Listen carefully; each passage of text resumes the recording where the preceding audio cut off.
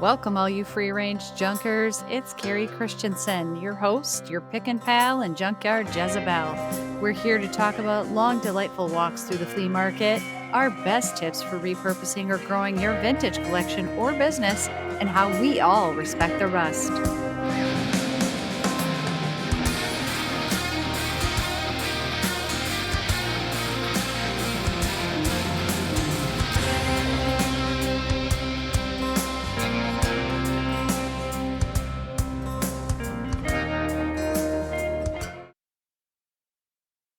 Hey, everybody, it's your host, Kari Christensen here.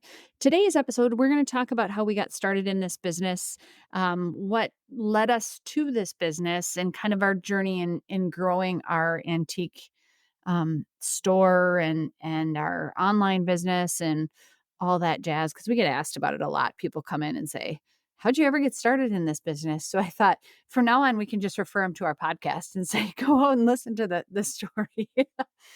So, like a lot of kids when we were growing up, we collected stuff. Kids are kind of notorious for that, as evidenced by any parent who's ever cleaned a kid's room. You find all kinds of things squirreled away.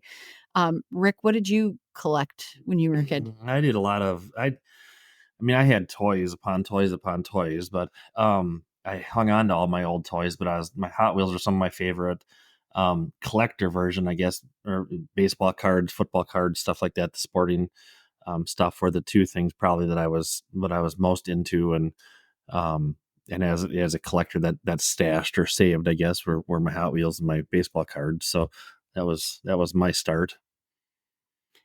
For me, it was just all kinds of little things as I grew up. When I was young, it was outdoor nature-y things, rocks and stuff like that. And then as I got older, it was certain toys. It was Barbies and it was My Little Ponies and some of the stuff that's actually coming back around now, which is funny because for the longest time, you and I weren't buying that type of stuff because we thought it was too new. And then we realized that people of my age are now buying it again, or younger are buying it again for their kids or grandkids because those toys don't exist anymore and they have such happy memories about it. But um, so, it was kind of in our blood, I guess, from the beginning to collect things. And um, our story of how we got started doing this, though, was really one of necessity more than want, I guess. So like, Rick, why don't you talk about how you got started doing it? Because really you started it long before I ever did. Yeah, well, I was even before. I think before I met you, we were actually. I managed the ice arena here in La Crosse, Wisconsin, for a few years, and a buddy of mine ran the pro shop, and we had a lot of the kids that were always in there looking at for hockey cards or different things like that. So the friend of mine and myself actually went out and were buying hockey cards or whatever for the kids to come in. We'd had a whole wall of them in the pro shop, and they'd be buying and selling and trading hockey cards with us. And then it kind of just took off when I was buying that other stuff.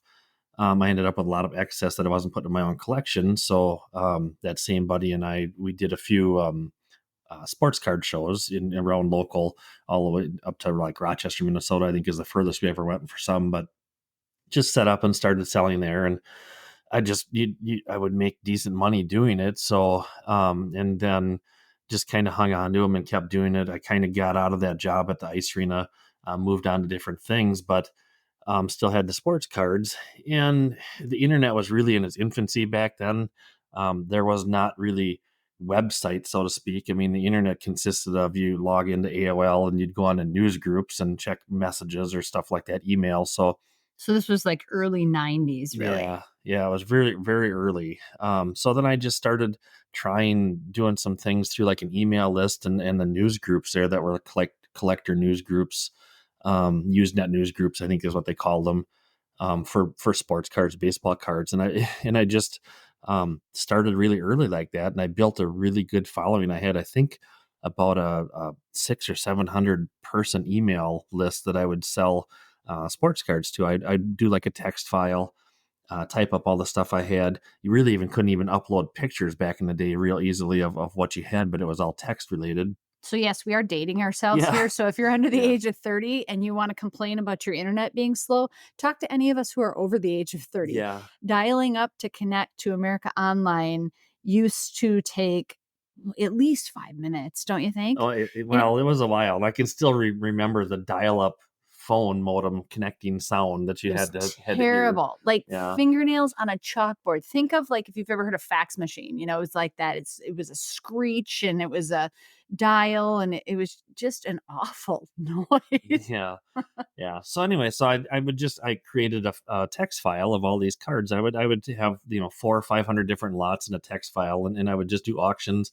I'd update the text file morning and night usually, depending on what I had for time. I still had a full time job that I was working at the time, but it's just kind of fun, and I just update the prices, send out the email to the email list each day or once or twice a day, run it for 7 to 10 days or whatever, and then ship them out. I had all their contact information. They would pay.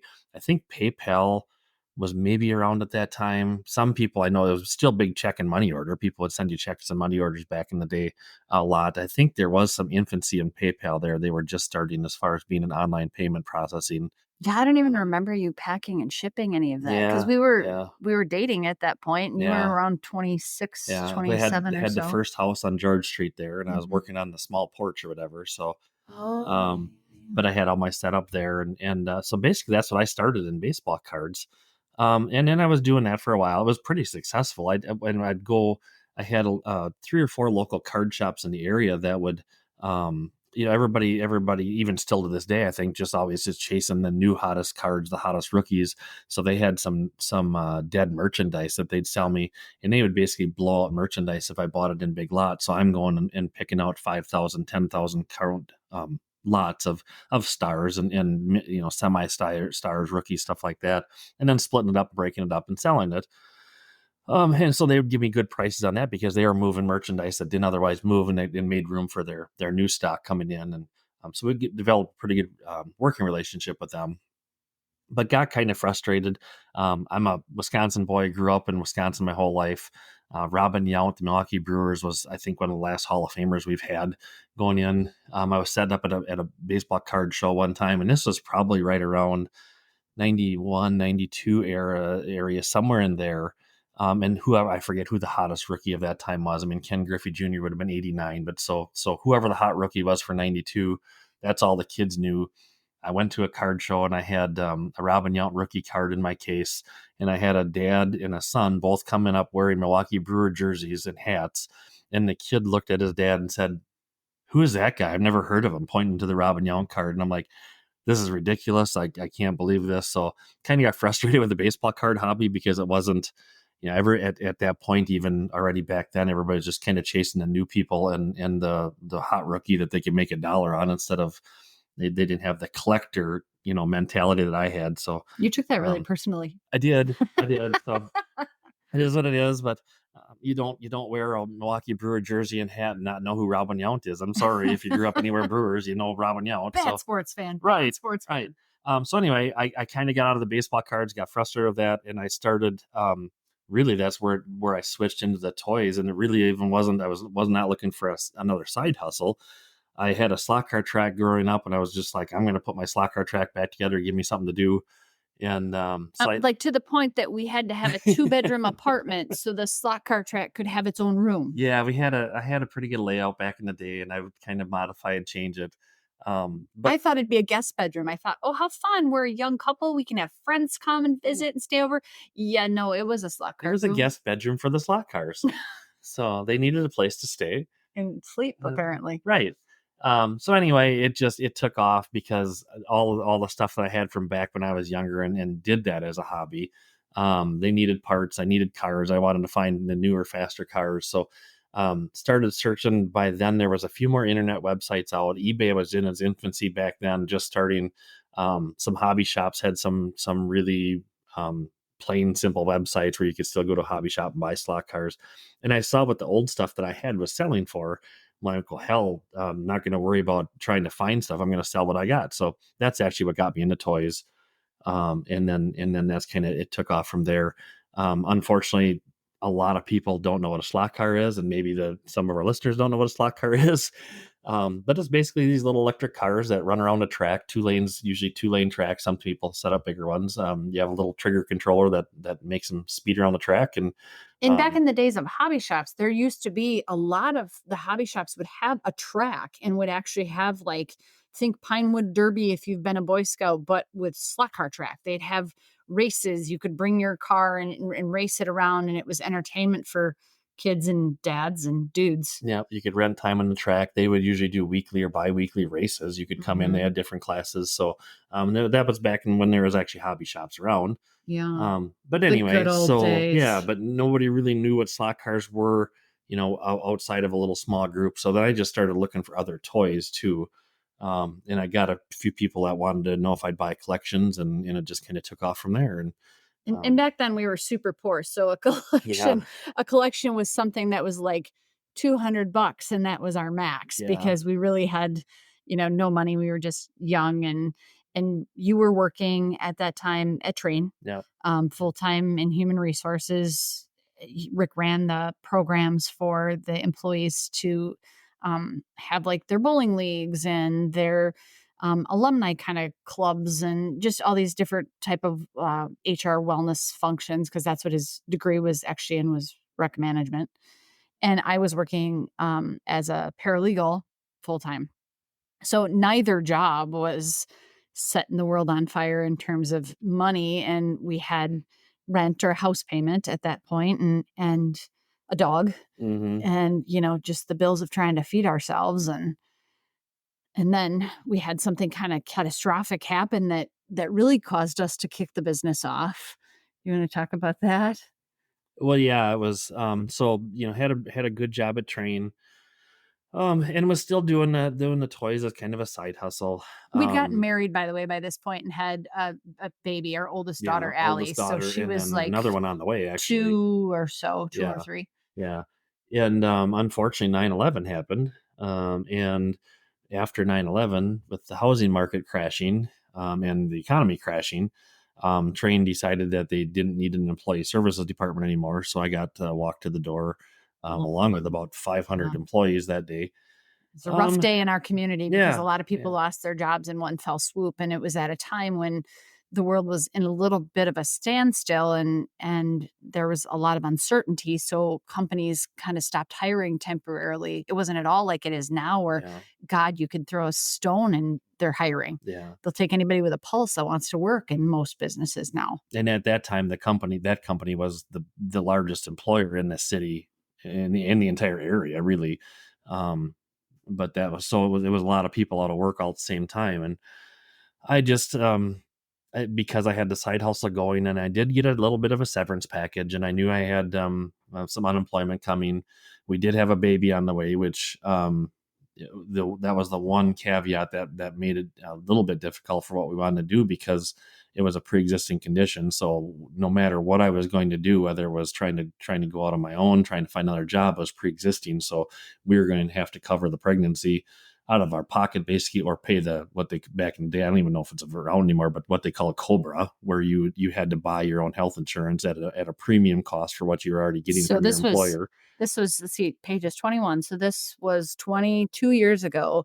And at that time, our Cobra payment for health insurance was $800 a month. Can you imagine what that would be today? Yeah, no, I mean Holy it'd be smokes. crazy. So anyway, so I got walked to the door, came home, kind of moped around for about a day or two, kind Well, of kind of let me irritated at the let me world. stop you. We sat on the couch that day. He called me at work and he said, I think I just got let go, and we'd been expecting this because for a couple of days there'd been some rumors in the company that that was maybe going to happen. So we started talking about it, but he's like, "Yeah, I just got let go," and so I said, "I'll be right home." We sat on that couch. I remember over there and thought, "Oh my God, what are we going to do?" And you were just like, well, I'm going to try this new thing called eBay, and I'll try it for I think 2 months or something. You had a severance I package had a from them. severance package that I think went for 3 months, 3. Okay. and then after that, we were going to have the unemployment that would kick in after the severance. And so I think I asked you to just give me 3 months to try it. I mean, it was a something like I said, I had dabbled in just kind of trying to do this stuff on the side. In the meantime of doing the toys and other stuff that I had started to buy and sell, I had started printing toy decals right about this time, because I had a lot of, when I got let go, I had a lot of toys that I had purchased through the years that needed a little bit of work. Didn't always have the time to work on them, need to be fixed up. So, now being out of a job, I really couldn't afford to buy parts or decals for some of these toys to fix them up to get the most money out of them. So I just started making my own decals for Tonka trucks and Buddy L's, stuff like that. And finding parts or sourcing Mm. parts from different places. And so that actually kind of spawned, excuse me, a new business that that I kind of started to take off. But we'll get into that in a future episode. So, but basically, yeah. So I went to her and I think I'm going to try this new thing called eBay. And the human side of this is I was pregnant with a 2-year-old, overtired, working as a paralegal. And I looked at him and I'm like, are you on crack? We have a bun in the oven and a mortgage for this house we had just bought, by the way. The house we've lived in for the last 25 years. We had just bought a 1,500 square foot ranch thinking we were going to have both incomes. And I'm like, you march your educated ass down to McDonald's and get an application. And he was like, let me just try it for 3 months. We tell that story a All the lot time. because here we are 20 years later, and we've got a bunch of employees, a really big building, several businesses we run out of it. It really worked out. But at the time, I thought he was absolutely crazy to even try something new versus just going out and getting a job. So, I I'm, don't even know if I would try it today. yeah, It was very very scary. stressful, very scary. It's different. I mean, and I'm sure there's people that are doing this side hustle, reselling stuff like that are maybe in the same boat. But boy, oh boy, when you have to get some stuff listed to try to get it selling, so you have money coming in to not only pay the bills, but to go out and find more stuff for the next week of trying to get stuff listed and get stuff sold. And it's not for everyone, I will say that, and I'm just lucky enough that I stuck with it. um, there was a lot of 70, 80, 90 hour weeks, and there still are. Yeah, that hasn't I really mean, it's, changed. yeah, but The difference is now it's just completely for us versus it yeah, being a side hustle. Because for so yeah, many years it was a side hustle for you, and then while I was working full time too, I also started selling some stuff on eBay, and so we both essentially had a side hustle and a regular job. The difference is for you, it turned into a regular job out of yeah, necessity, and then it still wasn't, without me having a full-time job with benefits. Because basically around that time, then I went and got a job at a local health system with benefits and had a good solid job that could float us through, so that you could be, home doing that. But we still had to have our side hustle and long days because yeah. I'd work my regular job and come home. We had, as we mentioned, a 2-year-old and I was pregnant, and she was, I think your mom was watching her or I something at think that at time, that so time, you'd yeah, you'd take her to your mom's during the day so you could get some stuff listed. We'd have dinner, we'd get her to bed, and then we would pack and ship yeah. till 10, 11 o'clock at night, trying to move the tape gun really quietly so it wouldn't wake up the 2-year-old so she'd go to sleep. And for those of you who maybe do some packing and shipping, tape guns are not quiet. There's no quiet about those things. And they want to, I know Uline and some other places sell the quiet tape. Yeah, don't buy it. It's They not charge quiet. you more for it. It's not what they sell, and it actually doesn't stick as well. So that's one little tip I'll tell you. Just take the noisy tape; it sticks better. Yeah. And yeah, just know it's going to be the worst sound that you're going to hear in your life for Well, second worst sound. yeah, First worst sound was AOL yeah, the dial up. dial up, yeah, But yeah, so the business was in our house here, out of necessity. First, it was in the garage. You stored stuff out in the garage and had a packing and shipping counter in the garage. And for those of you who don't know, we live in Wisconsin. It's not arid and humid and sunny here all the days of the year and 70 degrees. It gets damn cold. And so he'd be out there, pulling the things he was selling on eBay off of racks we had in the garage in the freezing cold, bringing them inside to pack and ship. And do we have packing and shipping in the garage still, or is that when we took over a corner of the basement? we still did it in the garage. I still did it in the garage, or we did it, and then we moved it to the basement when I moved my office down to the Oh, basement. that's right. Yeah. And then we took over part of the basement to into the packing and shipping. We built that little divider wall to have the packing and shipping. Yeah. So we had our daughter's playroom like divided, half playroom and then half packing and shipping. So we could be shipping and she could be playing. Yeah. And then we actually moved it back up stairs and out into the garage, because then I moved my office upstairs, because at the time I started doing a little bit of consignment work and dabbling in that, and I didn't want people walking all the way through the house. So we just kind of we moved the office and stuff, and then it was more convenient to have the packing back out in the cold garage. So yeah, we lived and learned with a lot of the functionality and the efficiency of how stuff works, and where to have it and how close it needs to be to your, what you're doing. And Mhm. um, And our kids were growing up with the business in the house, so they were used to, like, dad would be present after school or after, we came home from daycare or whatever the case may be for dinner, and then he'd retreat into his office and keep listing till 2 a.m. So our kids kind of, knew that and grew up with that. But the beauty of that is he was here for our kids. And when they got to be school age, to get them off the bus or to go get them from school and bring them home, and they'd sit at the kitchen counter and do their homework, and he'd go back to work, and he'd be just a room away doing his work. And so that was a real blessing because our kids were able to come home and have that structure, and then kind of learn as they got older, learn to help a little bit. We could use a little child labor and have them yeah, help pull decals and things like that. And they did that in their teenage years, here in the house. And then when we moved the business out of the house, we had a neighbor kid that helped as well when he was a teenager. And then the girls' hockey coach, Megan, helped out, and she'd come over before practice and she'd pull decals and address envelopes and get those in the mail, and then the kids would go to hockey practice and Rick would keep working. And so it yeah. was. Sometimes I coached hockey, so then I'd go to hockey practice myself and then come home and keep working. Mhm. So So yeah, we did that for a long time till the kids were, like, I think Allie was 15. yeah, And then it just got to be that the business was continuing to grow, and we were continuing to have more people come over to our house. And, we made some great friendships that we still have to this day, of customers that were coming to our house that they'd come here to buy stuff. And if I was grilling, they'd stay for dinner. And, it just got to be a really welcoming environment. But then when we had teenage girls, who were getting to be into their, if anybody's raised daughters, they're difficult years, and years of lots of emotions and chaos and stuff like that. And they'd come home from sports practice, and I didn't really want to have strangers in the house when they were coming home. They needed to have some space, be their own. So we kind of made the decision that the business had to move out of the house.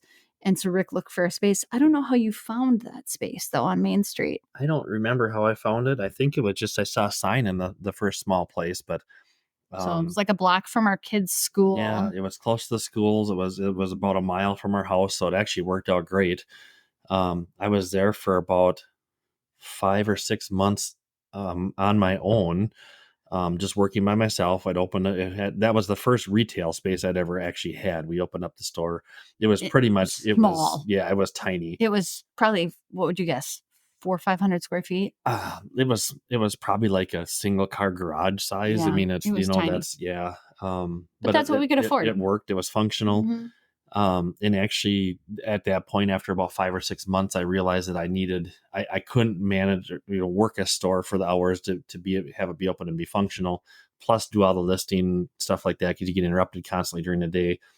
And Plus running at kids and occasionally yeah, and run the things like school. that, so So we felt the need to grow. So, I asked a buddy of mine who actually, at the time before that, was one of my consignment clients, and I kind of, he was bringing me stuff weekly for years to sell for him. And it got to the point when I moved out of into the store, out of the house, whatever, I had told all my consignment people, I really don't have the time that it takes to devote to consignment work anymore. I'm not making enough of the percentage for consignment stuff. It helped me grow to that point, but I just had to eliminate the consignment stuff. So this one gentleman, that still works for me today. Pete, Yeah, for those of Pete, you who know our I business. I taught I taught him how I was doing it, or how to list on eBay based on what I was doing already for him as consignment. So he got to the point where he'd start listing his own stuff, and he'd still come over for questions, or if he needed any oddball packing stuff or whatever, we just kind of, do that. And I just asked him one day, I'm like, "Are you happy in your current job? Because I know you know how to list eBay, because I taught you how I do it and stuff like that." And at that time, he had a daughter that was kind of, Just a I couple think years she's younger than four, ours. about three Yeah. or 4 years younger than my Mm. youngest, and his job was starting to require him to travel, all around the state of Wisconsin, Minnesota, Iowa, and some overnights. And his girl was getting to the point where he wanted to watch her in athletics, and he just decided that he didn't want to travel anymore. And so he gave up a pretty good job, took a gamble on me, and came over and has been working for me ever since. And we've made a And go of it. and So he even agreed to do it knowing that his office was going to be a kitchen table that was shoved into a closet for the first little bit. yeah, The guys sat pretty close to each other, and Rick's office share was a bathroom next to it, and yeah. Pete lived in the closet to the office, and they made it work. Yeah, yeah. So, Pete's office was a desk and a table that he could kind of shoot pictures with, and all the entire inventory that was not yet listed or online or out in the store was on floor to ceiling shelves around him, so that if you bumped a shelf, you're afraid of something falling off the top of the shelf and hitting him in the head. And I had my desk and my printer set up because by this time the part and decal business had taken off quite a bit. So we had a big setup in that store, and did a lot of packing and shipping. But literally when we packed and shipped on that first tiny postage stamp store, we'd have to we'd move all these display cases that had Hot Wheels, Matchbox, the flat like Allstate display cases. We'd have those stacked up. Have to put those off the packing counter, stack them up in the corner so we could package, and then at the end of the packing day, put them all back on the counter for the retail space. So it was a tiny little shop, yeah. but we made it work. We were there for I don't know about a year and a half, just under 2 years, I think, Yeah. and And we had a yeah, kid that would walk over, one of our kids from school, or yeah, come there yeah, after school, and she would help pack. yeah. And Both of our daughters growing up helped in the business. Mhm. Um, we have two girls that call us mom and dad. That they're not truly ours by blood, but they Biologically, might yeah, as well be because they grew up kind of in our houses. one Both of of them. those have Yeah. helped Yeah. at different times and would come and so it's always been a family affair. That's Yeah, for mom sure. and dad have So helped, yeah, and yeah, yeah, for sure.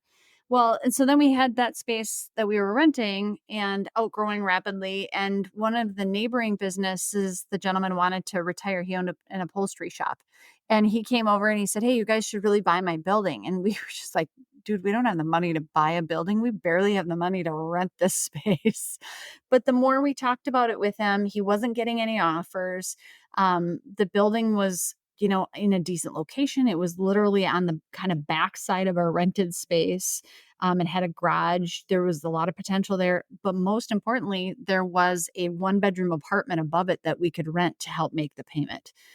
So we decided to jump back into being landlords again and buy that building so that we could rent out the upstairs, run the business out of the downstairs, and expand it. And then we were there for 5 years I in think that space. just short of 5 years, I think. Yeah, So we were able to expand the business into more than just toys. We started carrying some beer signs and um, just a small smattering of other collectibles. signs, Yeah. advertising, because of the garage. It was actually an upholstery shop initially, was what he had the business run out of. So in addition to the retail space in the apartment upstairs, there was actually a three or four car garage in the back where he did a lot of upholstery work. So that allowed us to get into some bigger stuff. And I've always been a little bit of a car guy, so I started dabbling in some old cars. Brought in some cars, brought in some gas pumps, some of the bigger stuff that we never would have ever had room for before.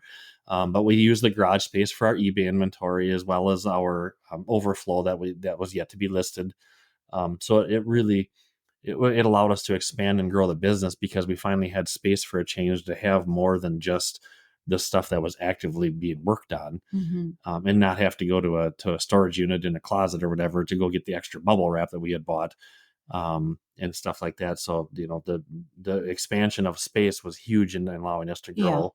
And give us space to start buying from people too, so that customers could come into the store to sell things to us, to help us get that inventory so that we weren't going out and about. And when I say us, I really mean Rick and Pete, because I wasn't actually there. I was still at the hospital working full time. So I mean Rick, Pete, the kids, and then we hired another gal to help kind of greet people and check people out and list as well. So it was the three of them and various children of ours rotating through part-time after school, filling parts bins Yeah, and yeah. orders. So And when we talk about the buying side of it, that's still, and I'm not going to digress into too much of this just because we want to kind of focus on it, but we will do an episode on some of the amazing stuff that's walked into our store that we've been able to buy. I absolutely. mean, Mhm. you guys would not believe some of the stuff that shouldn't even really exist in our little small area.